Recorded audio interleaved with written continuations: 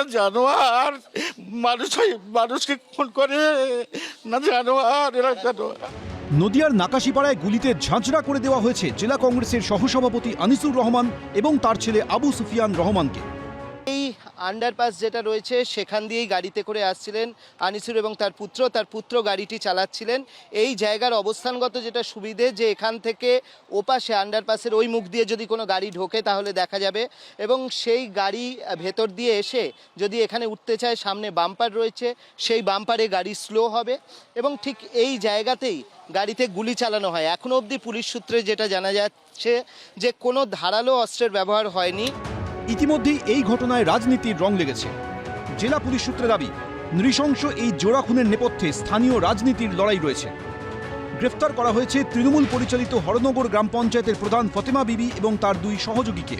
উঠে এসেছে ধৃত তৃণমূলের পঞ্চায়েত প্রধান ফতেমা বিবির স্বামী জব্বর শেখের নামও। রাজ্যে রাজনৈতিক পালাবদলের পরপরই যাকে গ্রেফতার করেছিল পুলিশ। এদিন এই জব্বর শেখকে নিয়ে চাঞ্চল্যকর দাবি করেন মুখ্যমন্ত্রী শুভেন্দু অধিকারী। আমরা তো সবাইকে আইনের শাসন দিচ্ছি, তামান্নার ক্ষেত্রেও দিয়েছি। ওখানে জব্বর শেখ জেলে আছে, জেল থেকে মারিয়েছে প্রাথমিকভাবে এসপি আমাকে যা জানিয়েছে। স্থানীয় সূত্রে দাবি, বিধানসভা নির্বাচনে হেরে যাওয়ার পরই এলাকায় ক্রমশ রাজনৈতিক জমি হারাচ্ছিল তৃণমূল। সেই জায়গায় প্রভাব বাড়ছিল কংগ্রেসের। আর এই এলাকার দাপুটে কংগ্রেস নেতা হিসেবেই পরিচিত ছিলেন আনিসুর রহমান। সেই কারণেই কি খুন হতে হলো কংগ্রেসের জেলা সহসভাপতিকে? চিরকাল টিএমসিরা আমাদের অঞ্চলে একটা সন্ত্রাস তৈরি করে আছে, তাদের বিরুদ্ধে কেউ কিছু কথা বলতে পারে না। এখন তারা অ্যারেস্ট হয়ে গেছে, ওইটা ভেবেছে যে মনে হয় এরাই করিয়েছে, এই ধরনের একটা আছে। মানে ফতিমার বর, হ্যাঁ, ওনারই লোক দিয়ে কাজ করছে। এখন যে পরিবর্তন হয়েছে এটা তাও তো তাদের ভয় করছে না, তো মনে হয় যেন থানা পুলিশ তাদের টিএমসির হাতে এখন আছে। তীব্র নিন্দা করছি। এখন কথা হলেই তৃণমূলের পঞ্চায়েত প্রধান, এবার দেখতে হবে সেই তৃণমূলের সে এখন ভালো তৃণমূলে চলে গেছে কিনা। দোষ পেয়ে গেলেই সেটা থেকে যাবে তৃণমূলে, আর ভালো হলে সেটা চলে যাবে চাটনে।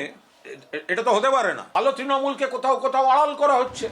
কংগ্রেসের অভিযোগ, তৃণমূলের গুন্ডারাই এখন বিজেপির ছত্রছায়ায় চলে গেছে। কেন আনিসুরকে মারা হলো? তার কারণ তৃণমূলের সরকার গেল। তৃণমূলে যারা গুন্ডামি করতেন, মস্তানি করতেন, তারা এখনো গুন্ডামি মস্তানি করছেন। শুধু তৃণমূলের ফুল সরে গিয়ে আরেকটা ফুল বিজেপির তাদের পেছনে এসে দাঁড়িয়ে গেছে। এই ল অ্যান্ড অর্ডার ইস্যু আমরা করতে দেব না।